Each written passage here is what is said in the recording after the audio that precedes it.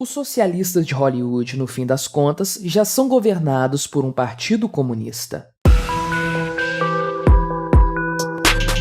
Este é o Visão Libertária, sua fonte de informações descentralizadas e distribuídas. No ano de 2020, a China se tornou, oficialmente, o maior mercado cinematográfico do mundo. Pela primeira vez na história, a nação de mais de 1 bilhão de habitantes superou os Estados Unidos, com uma bilheteria de 2,7 bilhões de dólares. Sem dúvidas, essa situação se deve ao fechamento dos cinemas norte-americanos no ano passado. Embora esse possa ser, possivelmente, um ponto fora da curva, o fato é que, ano após ano, o mercado de cinema chinês tem se mostrado cada vez mais importante para os filmes feitos no hemisfério ocidental, especialmente para as produções de Hollywood. A entrada de filmes hollywoodianos na China é um benefício muito disputado pelas produtoras norte-americanas, uma vez que o Partido Comunista Chinês, o PCC, permite que apenas 34 filmes estrangeiros estreiem por ano nos cinemas do país. Os poucos filmes que conseguem entrar naquele disputado e fortemente controlado mercado conseguem alavancar bastante suas receitas. Além disso, alguns filmes, inclusive, dependem do mercado chinês para se pagar. Vários filmes norte-americanos precisaram dos cinemas chineses para conseguir oferir receita suficiente para cobrir suas despesas e não ficar no prejuízo. Alguns exemplos são os filmes Rota de Fuga, de 2013, Warcraft, de 2016, e o segundo filme da franquia Truque de Mestre, também de 2016, que obtiveram receita maior na China do que no próprio território norte-americano. Dessa forma, o mercado chinês se torna cada vez mais fundamental para Hollywood. Por se tratar de um mercado absolutamente fechado, os produtores norte-americanos lançam mão com cada vez mais frequência de estratégias que visam influenciar a opinião dos censores comunistas chineses, bem como agradar os próprios espectadores do país asiático.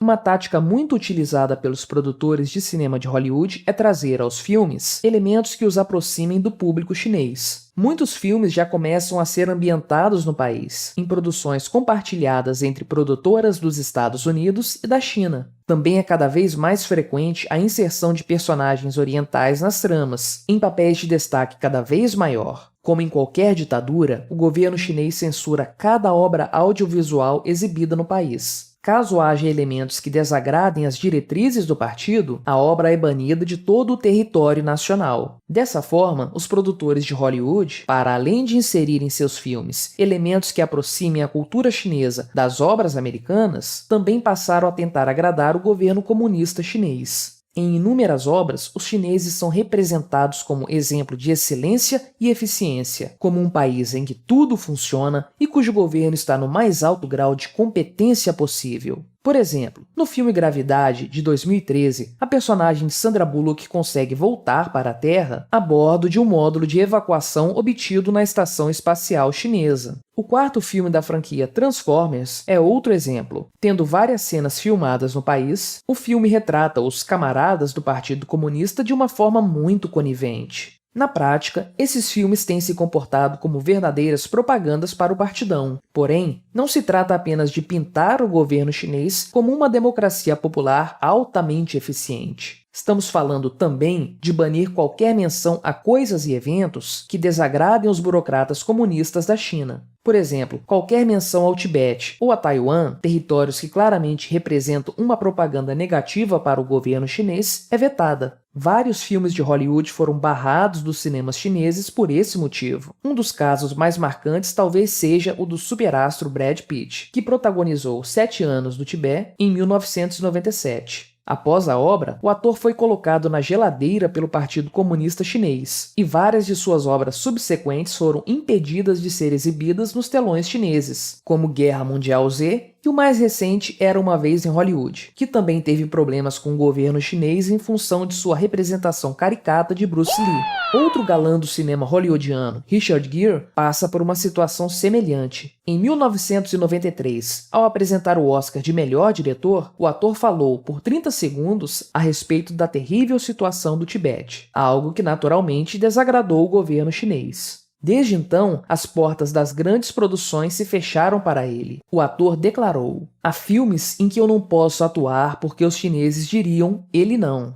Recentemente, uma pessoa me disse que não poderia investir em um projeto meu porque assim irritaria os chineses. A mentora do Doutor Estranho, do filme de mesmo nome de 2016, deveria ser tibetana. Contudo, isso não agradaria o PCC, por isso ela passou a ser britânica. A jaqueta do personagem Maverick, interpretado por Tom Cruise no clássico Top Gun, possuía várias bandeiras. Na sequência do filme, a ser lançada este ano, a jaqueta do personagem terá uma bandeira a menos, a de Taiwan, e pelo mesmo motivo, para não irritar o governo chinês, deixando de entrar nos cinemas do país. Pode-se dizer que o cinema de Hollywood aceita tais imposições com uma certa benevolência, justamente por haver uma tendência socialista em grande parte dos membros dessa indústria, nos Estados Unidos. Contudo, no fim das contas, trata-se mesmo de uma questão financeira. Atores, produtores, diretores e demais envolvidos estão, um a um, abaixando a cabeça para o partidão, para evitar futuros problemas que irão doer principalmente em seus bolsos.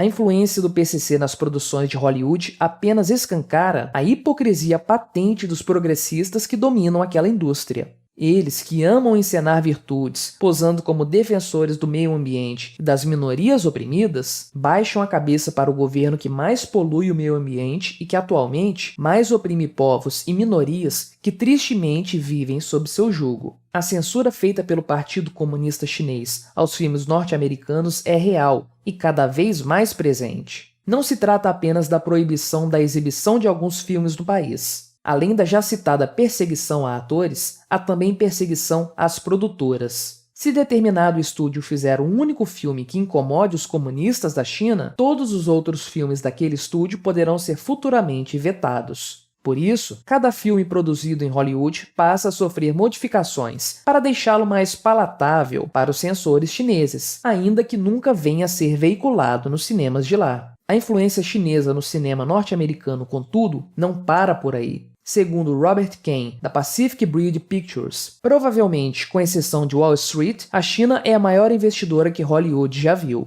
Ainda segundo Kane, é uma ingenuidade pensar que o único interesse dos chineses em influenciar o cinema norte-americano é monetário. Em resumo, a China está despejando rios de dinheiro no cinema de Hollywood, seja indiretamente permitindo que alguns poucos filmes, aceitos pelos censores, cheguem aos cinemas de lá, seja diretamente por meio de parcerias de produção, que injetam grandes fortunas nas produtoras dos Estados Unidos. E como nesse caso, e em tantos outros, é o dinheiro que manda, nós nunca veremos Hollywood produzindo um filme nos moldes de A Lista de Schindler e de Hotel Ruanda, retratando as atrocidades cometidas pelo governo chinês. O silêncio dos socialistas da indústria do cinema americano está muito bem pago pelo partidão. Mas isso não causa qualquer surpresa. Afinal, quando o dinheiro fala, até mesmo o mais ferrenho comunista faz vistas grossas para o que quer que seja. Contudo, talvez isso represente na prática o início de uma descentralização das produções artísticas. Não faltam atores que são preteridos pelos censores chineses, ou então produtores e outros artistas que simplesmente não querem abaixar a cabeça para o partidão. Quanto mais dispersa se torna a informação, mais fácil é realizar projetos de forma independente, via crowdfunding ou outras formas de financiamento.